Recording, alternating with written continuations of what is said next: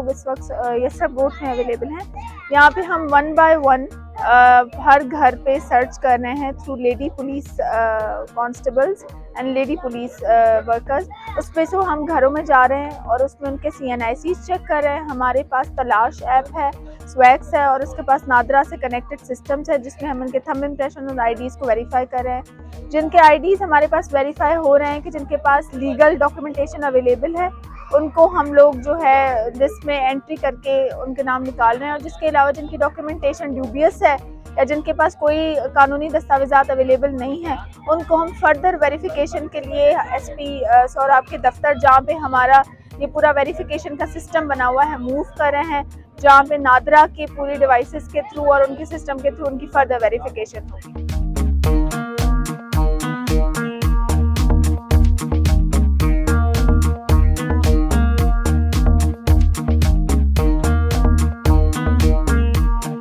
आवाम हमारे साथ ताउन कर रही है, हम उनसे अच्छे तरीके से बिहेव कर रहे हैं, उनसे अच्छे तरीके से बात कर रहे हैं और उनको वो समझ रहे हैं कि हम सिर्फ लीगल कार्रवाई कर रहे हैं, ये किसी एक इंसान के अगेंस्ट ऑपरेशन नहीं है। सो फार ऑपरेशन जो है अच्छा चल रहा है, उम्मीद करते हैं कि इसको अच्छे तरीके से इख्तिताम पजीर करेंगे।